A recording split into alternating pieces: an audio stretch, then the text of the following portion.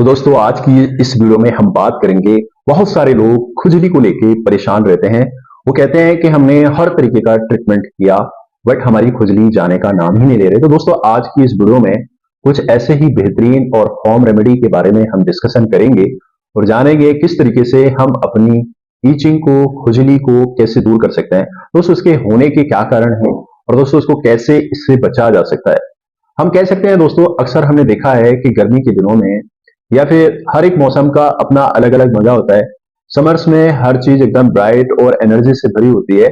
इसका अलग ही दोस्तों चार्म होता है। लेकिन इस तरह की हर चीज के दोस्तों दो पहलू होते हैं, हम सब जानते हैं। गर्मियां अपने इस चार्म और एनर्जी के साथ कुछ छोटी छोटी प्रॉब्लम्स भी लेके आती है। इन्हीं में से एक प्रॉब्लम्स होती है गर्मी और पसीने की वजह से होने वाली खुजली। वैसे हल्की फुल्की खुजली होने से कोई प्रॉब्लम्स नहीं होता, हम सभी को कभी ना कभी खुजली होती है। और यू ट्रस्ट मी दोस्तों, खुजली करने का अपना अलग ही मजा होता है। एक अलग ही इससे सेटिस्फिकेशन, हम अलग से सेटिस्फैक्ट्री हम अपने आप को महसूस करते हैं।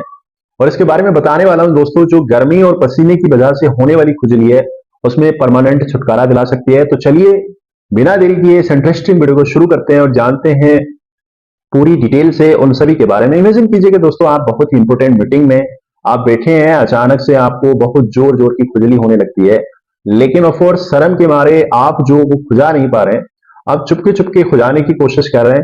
तो उसको सेटिस्फाई करने में अपनी जज को आई दोस्तों नो, इसमें जो है जो ऐसी सिचुएशन में आप जरूर फंसे होंगे। ये सिचुएशन ऐसी आ जाती है कि आप खुजली की शिकायत अगर आपको होती है तो आप अगर नहीं खुजाएंगे तो कहीं ना कहीं आपका माइंड सारा का सारा उसी तरफ कंसंट्रेट हो जाएगा। तो दोस्तों जब समर में यानी कि गर्मी के दिनों में हमको पसीना ज्यादा आता है, उस पसीने ज्यादा आने की वजह से दोस्तों स्किन में कंस्टेंट इरिटेशन होता रहता है। इसी की वजह से कुछ रेसेस पैदा होते हैं और बैक्टीरिया और फंगस दोस्तों अपना घर बना लेते हैं। जिस तरह से लोग हम दोस्तों अपना घर बनाते हैं, हम सर्च करते हैं कि भाई अच्छी सी लोकेशन हो और कौन कौन सी ऐसी जगह है जहां पे अच्छा पानी मिलता है, वो कौन सी ऐसी जगह है जहां इलेक्ट्रिसिटी अच्छी लगती है, अच्छी मिलती है। हमारे आसपास मॉल, शॉपिंग वगैरह इसी तरह के बैक्टीरिया और फंगस होते हैं। ये अपना घर जब बनाते हैं तो ये सर्च करते हैं कौन सी ऐसी जगह है जो किसी इंसान की बॉडी के अंदर जहां पर हीट भी मिल जाए और बहुत सारा मॉइस्चराइजेशन भी मिल जाए। जब मॉइस्चर मिल जाएगा दोस्तों, क्योंकि गर्मियों के अंदर हीट तो ऑलरेडी होती है और पसीना भी आता है, तो इसमें मॉइस्चराइजर भी पैदा हो जाता है और ये रेसिस की वजह से इनको अपना घर बनाने में और फाउंडेशन भी मिल जाती है। यही वजह है कि गर्मियों में अक्सर प्रॉब्लम्स ज्यादा देखने को मिलती है, खुजली की शिकायत या फिर फोड़े फुंसी की शिकायत ज्यादा होती है। अब आप समझ गए होंगे कि गर्मी के मौसम में आपको ज्यादातर खुजली की शिकायत क्यों होती है। तो चलिए अब बात करते हैं दोस्तों असल मुद्दे पे और जानते हैं आपको गर्मी के मौसम में पसीने की वजह से खुजली की जो प्रॉब्लम्स हो रही है तो इसके लिए आपको क्या करना है। शुरुआत करते हैं उस पहली रेमेडी के बारे में जिसका नाम दोस्तों हमने सबने सुना, एलोवेरा। एलोवेरा दोस्तों एक ऐसा मैजिकल पौधा है, हम सभी के घर में जरूर होना चाहिए। अगर आपके घर में अभी तक ये नहीं है तो आपको एलोवेरा नहीं खरीदा है तो आज ही अपने आसपास की किसी नर्सरी से लाके जरूर अपने घर में ये पेड़ा पौधा लाके फटाफट लाइएगा। तो दोस्तों आप लगा लीजिएगा, एक गमले में लगा लेंगे आप, उसी में कंटिन्यू वहां से आपको फ्रेश आपको एलोवेरा मिलता रहेगा। आपको जरूरी नहीं है कि आपको खरीदना है, आप बिल्कुल फ्रेश यूज करेगा। ये हर तरीके से आपके डाइजेशन हेल्थ को, स्किन हेल्थ को, और इसके अंदर जो बहुत सारी प्रॉपर्टी है, एंटीसेप्टिक प्रॉपर्टी रखता है दोस्तों। और इसी वजह से जो बैक्टीरिया और फंगस को किल करके उससे लड़के और खुजली की प्रॉब्लम्स को काफी हद तक कम कर देता है। तो आपको क्या करना है दोस्तों, बस एलोवेरा का फ्रेश जेल आपकी स्किन के ऊपर मलना है और यही करिएगा। एक जस्ट टुकड़ा तोड़ लीजिएगा, उसकी लीफ उससे बीच में से तोड़ के काट लीजिएगा, जेल निकाल के इसको फ्रेश जेल को जहां भी आपको इचिंग हो रही है, जहां भी आपको खुजली की शिकायत है, तो दोस्तों आप वहां पे अच्छी तरीके से आप इसको मल लीजिएगा, फौरन आपको आराम मिलेगा। इसके अलावा आप चाहें तो दोस्तों एलोवेरा को इंटरनली भी इस्तेमाल कर सकते हैं। एलोवेरा के जूस जो भी है आप ले सकते हैं। एलोवेरा बहुत सारे इसके रेमेडी जूसेस, जो कि फ्रेश जेल आपने लिया है, इसका गिलास आप पानी के अंदर, एक गिलास पानी के अंदर एक चम्मच इसमें डाल लें, अच्छे से मैश कर लें, मिक्स कर लें, ग्राइंडर के बाद आप इसको पी सकते हैं, जो आपकी बॉडी के अंदर डिटॉक्सिफिकेशन का काम करेगा। इससे इनकी सभी प्रॉब्लम्स को काफी ज्यादा आराम देगा। वैसे आपको ईचिंग ज्यादा ही हो रही है तो दोस्तों इसमें सिर्फ एलोवेरा आपको आराम नहीं मिल पा रहा है दूसरों, तो दूसरा ऑप्शन आपके लिए ज्यादा सही रहेगा। इस पाउडर का नाम है दोस्तों एब्जॉर्बर। वैसे दोस्तों पाउडर को देखकर हो सकता है कि आप सोच रहे हो कि ये पाउडर्स तो, क्रीम्स वगैरह तो हम यूज कर चुके हैं, मुझे तो इनसे कोई खास फायदा नहीं लगता। प्लीज होल्ड ऑन, क्योंकि एब्जॉर्ब कोई आम डस्टिंग पाउडर नहीं है, बल्कि एक अलग ही चीज है दोस्तों। ऐसे सच्चे दोस्त की तरह जो आपको कब तक काम आता है दोस्तों, जब हम जब आपको उसकी सबसे ज्यादा जरूरत होती है, यानी कि बुरे वक्त में आपके काम आता है। आमतौर पे मार्केट में जितने भी पसीने व खुजली वाले पाउडर्स मिलते हैं वो प्रीली हीट पाउडर्स होते हैं, सिर्फ वक्ती तौर पे आपको आराम दे सकते हैं, थोड़ी ठंडक दे सकते हैं, लेकिन ईचिंग की असली वजह पे, इन्फेक्शन पे कोई असर नहीं पड़ता है। वहीं अगर एब्जॉर्ब टेस्टिंग पाउडर्स को हम यूज करते हैं तो दोस्तों ये आपके अंदर, इसके अंदर जो मौजूद क्लोट्राइमाजोल जो होता है वो खुजली की जड़ पे जाता है। वैसे अगर आप सोच रहे होंगे दोस्तों ये क्लोट्राइमाजोल क्या होता है, तो इसके बारे में जान लीजिएगा। ये एक ऐसा एंटी फंगल एजेंट है दोस्तों, खुजली पैदा करने वाले फंगस की ग्रोथ को रोकता है, जिससे आप परेशान कर देने वाली ईचिंग को परमानेंट आराम मिलता है। इनफैक्ट एक या दो दोस्तों ऐसा शानदार फॉर्मूला है, एक्सेस स्वेटिंग को भी रोकता है, इसकी वजह से होने वाले इरिटेशन को भी कम करता है। दोस्तों वैसे वीडियो में शुरुआत में बता चुका हूं, एक्सेसिव स्वेटिंग भी एक बहुत बड़ा कारण है, और जिस खुजली पैदा करने के लिए, इरिटेशन पैदा करने के लिए, जब आप इसे एब्जॉर्बिंग पाउडर को लगाते हैं तो आपकी स्वेटिंग को ये कम कर देता है, और असल वजह से खुजली पैदा होने का जो रिस्क है वो कम हो जाता है। इसी वजह से आपको बार बार खुजली की शिकायत नहीं होती है। एब्जॉर्बिंग टेस्टिंग पाउडर को आप रोजाना नहाने के बाद कभी भी अपने शरीर पे लगा सकते हैं।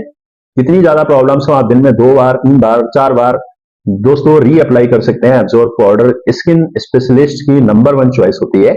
आप इसको आसानी से मार्केट में मिल जाएगा, आसपास किसी भी अच्छी फार्मेसी से आप इसको खुद से भी परचेज कर सकते हैं, या फिर ऑनलाइन भी आप इसको ऑर्डर कर सकते हैं। वैसे दोस्तों मैं आपको बताना चाहूंगा, आप ऑनलाइन इसको लेकर के या फिर किसी डिस्पेंसरी में जाकर के आप खुद से खरीद लें।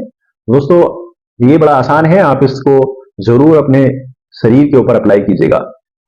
दोस्तों मैं और बताना चाहूंगा आपको, इसके अलावा जो आपको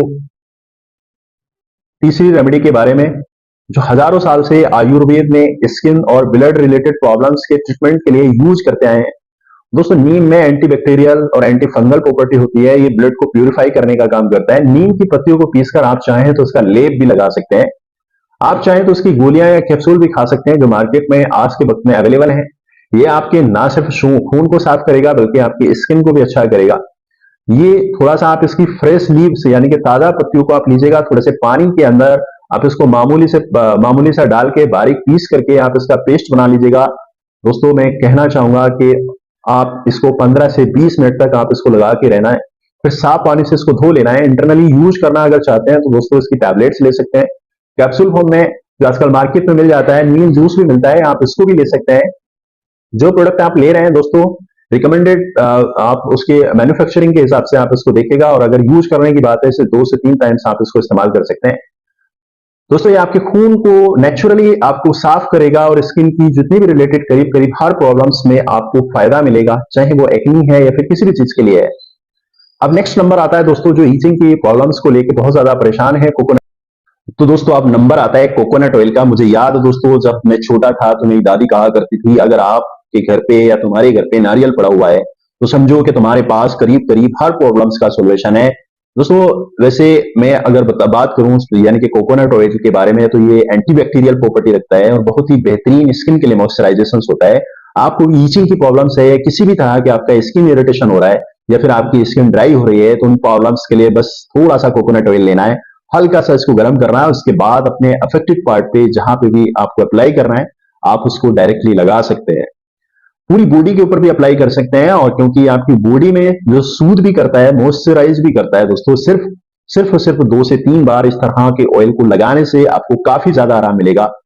स्किन में मॉइस्चराइज होगी तो ज्यादा हेल्दी बनेगी, ड्राइनेस कम होगा, और सबसे बड़ी बात यह है कि आपके अंदर जो खुजली की शिकायत है वो दूर हो जाएगी। रेमेडी को आइए बात करते हैं कुछ डाइटरी चेंजेस के बारे में भी। गर्मी और पसीने की वजह से खुजली की शिकायत हो रही है तो दोस्तों हम होम रेमेडी के साथ साथ अपने खाने पीने की भी कुछ चीजों पे बहुत ध्यान रखने की आवश्यकता है। तो दोस्तों गर्मी और बरसात के बाद, गर्मी के बाद जब बरसात आती है, तो आजकल दोस्तों जो बरसात हो चुकी है तो उसमें चाय पकौड़े, चाय स्नैक्स, चटपटे स्नैक्स इंडियंस के लिए ऐसा है जैसे कि मस्त चीज है और बहुत ही मस्त है। अगर इसे नहीं खाएंगे तो हमारा कुछ ना कुछ मिस हो रहा है। बरसात में चाय पकौड़े खाने का अलग ही मजा है दोस्तों, हम सब जानते हैं, लेकिन अफसोस यह है कि हमारी स्किन के लिए अच्छा नहीं है।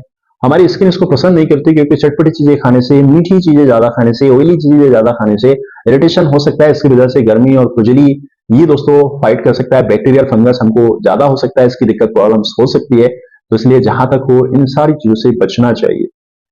आपको इनको अगर खाने की आवश्यकता है तो मॉडरेट क्वांटिटी में खाएं, कम मात्रा में खाएं दोस्तों। और साथ ही साथ आपको हाइड्रेट होना है, कम से कम 10 गिलास पानी आपको जरूर पीना चाहिए। खून को साफ करने के लिए आपको दोस्तों मैंने आपको बताया, हम वेजिटेबल सलाद का भी प्रयोग करें।